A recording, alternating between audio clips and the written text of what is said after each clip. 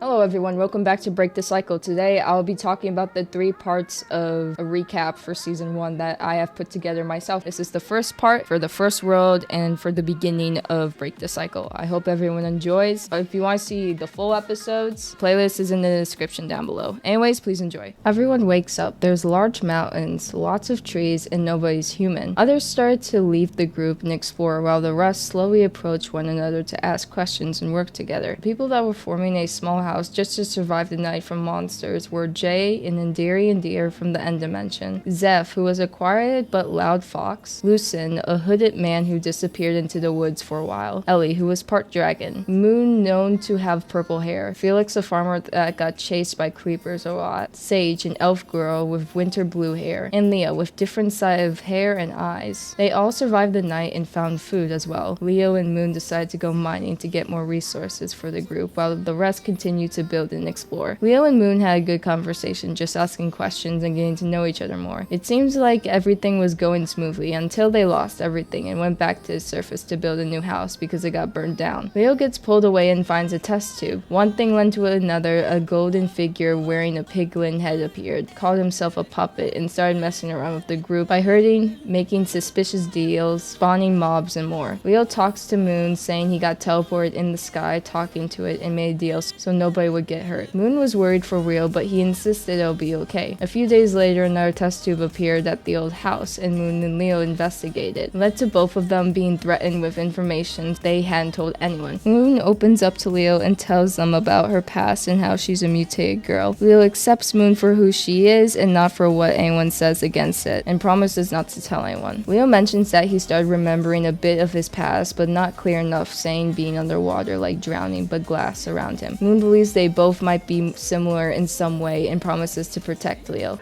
I don't know how, but I trust you to the point that I care enough. So, you say the word, I'll pack up stuff and we'll leave. I'll fight, I'll whatever. I'll rip off my own arm to whatever. I will do anything. However, that night Leo got attacked by an Enderman puppet that the power was stronger, and it ended up with Leo losing his first life out of 4. It gives Leo a blinking blue eye saying it is your life, not knowing if it can be opened or not. Soon the first task by the puppets was called on to everyone. An entity who just arrived had to follow Leo, Sage, Zeph, Jay, and Lucen to the event that was being held. After entering a hole and someone pressing a button, they all teleported somewhere far into a winter mountain area. While being trapped, a little red eyeball stares at them, and a pumpkin puppet appears, forcing them to go into team and to do a minigame. Once finished, they killed the puppet, ending up with an echo shard each by the golden piglin, explaining every time we kill a puppet, we get an echo shard, and he'll let us buy a powerful weapon. We get teleported back home. With Leo having fungus spreading, he goes fishing to take his mind off of it, and Moon comes back from a small journey. They talk and make plans. Leo is building a lab because he's curious, but wants his memories back, while Moon gets threatened by the golden piglin with immediately not trusting the eyeball. As it gets to night, Lucen comes up to Leo explaining what he discovered about himself, saying he's not from this universe, being a traveler, and only came here because he killed Death and his best friend died. A creeper puppet appears, tricking Lucen, thinking he will let him join the puppets. In reality, getting Leo scared enough to shoot him in the eye, losing his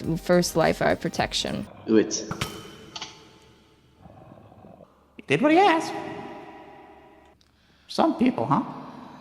Later, Leo and Jay decide to build a lab together and do experiments on Leo and other things. However, Jay insists Leo doesn't tell anyone, including Moon, which makes Leo question why, but he still doesn't believe lying is the best way of handling information like this. As the next weekend, Moon, Leo, Entity, Jay, and Lucen go on another task for the puppet with an assistant named Arwen that is a scientist. Leo gets triggered and remembers more of where he came from, and makes his eye hurt by being poisoned. Through the icy palace, collecting all the soul campfires and killing the ice puppet, Leo gets upset how everyone is just being friendly to the scientist instead of being cautious.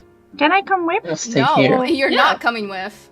You don't have to trust. You don't have to trust them. That doesn't mean we should bring it to our base. You can trust it if you want, but it's staying the heck away from me. If you don't feel comfortable with them being around them, they will be around. I'd rather be experimented on.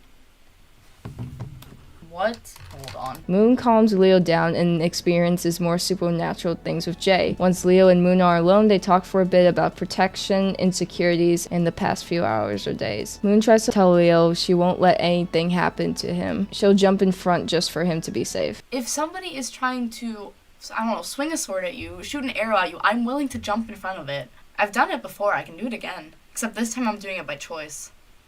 Leo finally admits that he hates seeing his friends hurting, even if he caused it or not. Moon reassures Leo's thoughts and his beliefs that she'll be okay in the end of it all, even if she dies. Moon listens to Leo explain what he'll be doing in the lab, including himself, and of course, Moon is highly against it, not wanting to see someone she cares about go through what she went through her whole life before escaping. What do you plan on testing in here? We have nothing that we can use.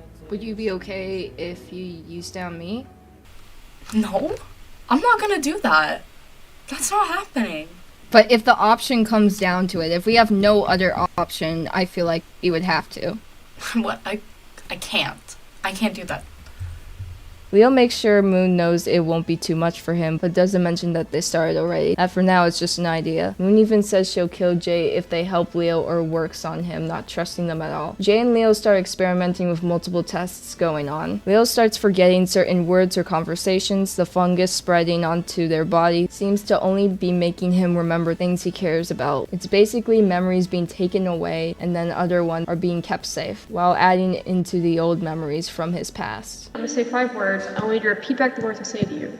Okay. Frog, remnant, moon, death, turtle. Moon and turtle. Okay, so you got moon and turtle, but do you remember the 3 other words that I said?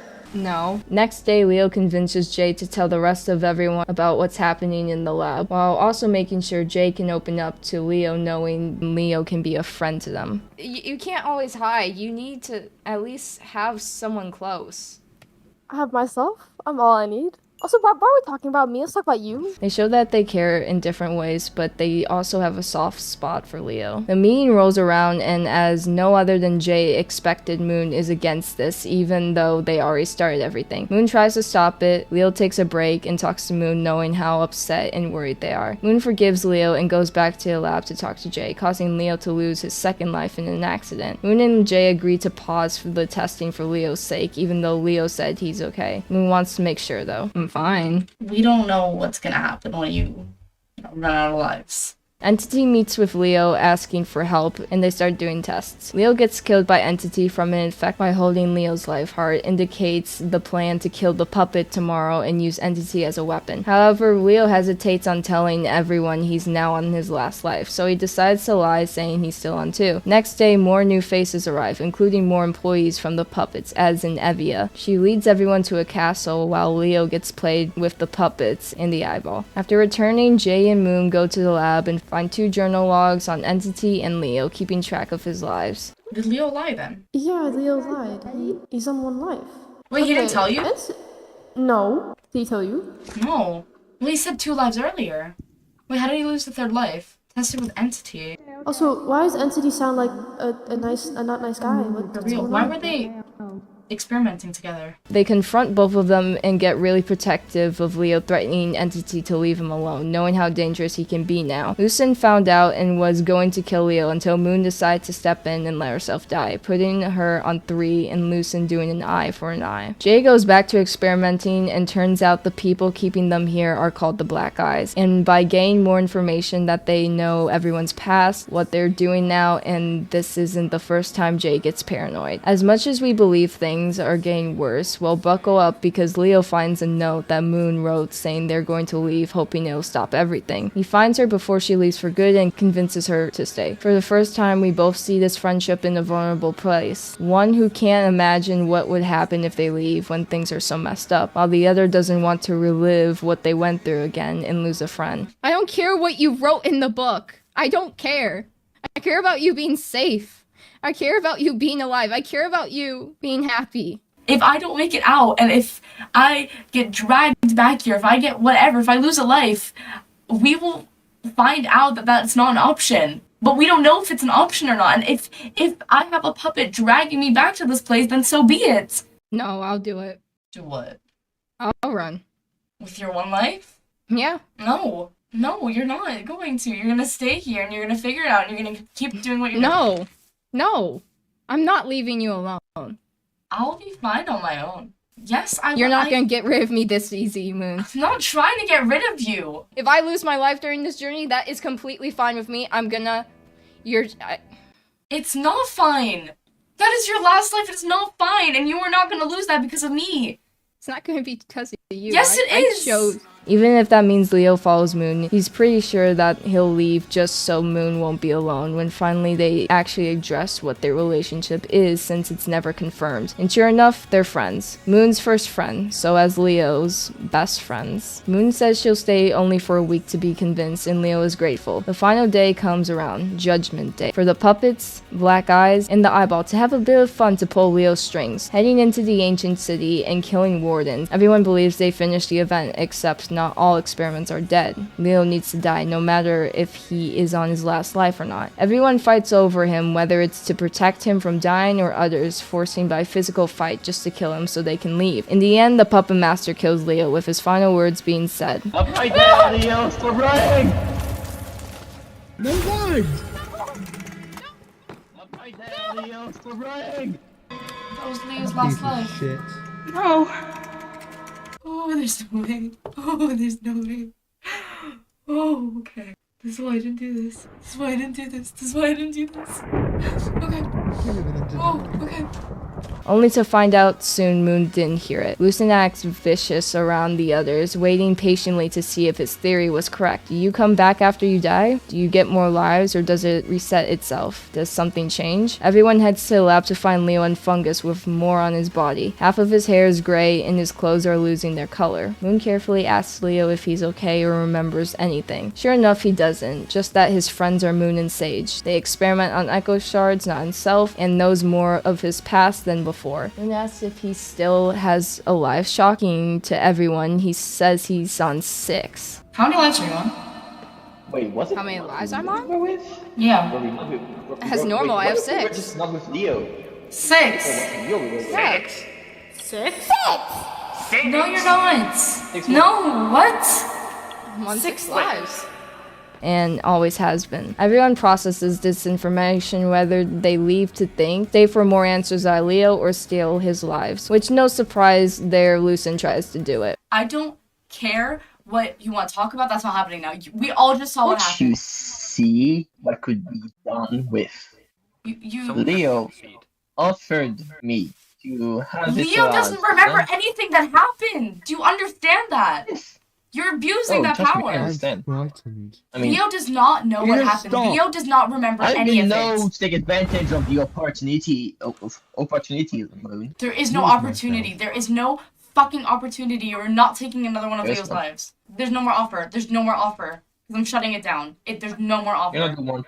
You're not talking for Leo. Everyone is grieving still, while Leo is just wanting to understand what they're talking about. A week goes by. Everyone gathers at the lab again to check on Leo. A storm appears. The creeper puppet appears, and soon enough, a new face arrives. Not a puppet, an eyeball, a Black Eyes employee, or a player. No, this is something different and more powerful than the puppet master. It triggers Leo, making him hallucinate his past of being experimented on. Throughout every day, the Black Eyes always hints to Leo and everyone who he is, and what this place is, and what everyone is doing in this place. Not everyone is smart enough to crack the code though, even Jay and Lucen. Gwen Piglin makes Leo choose between Moon or Jay to be killed. Someone named Anthony, who goes to the Warden portal in the ancient city. As everyone is panicking, saying goodbye, or trying to escape, everything goes black. A blur. Everyone wakes up in the world resetting. And that's the first part of the recap for Season 1 Break the Cycle. I hope that helps you a bit. If you have any questions, put it in the comments section and we'll answer it for you. I know I'm leaving you off with a cliffhanger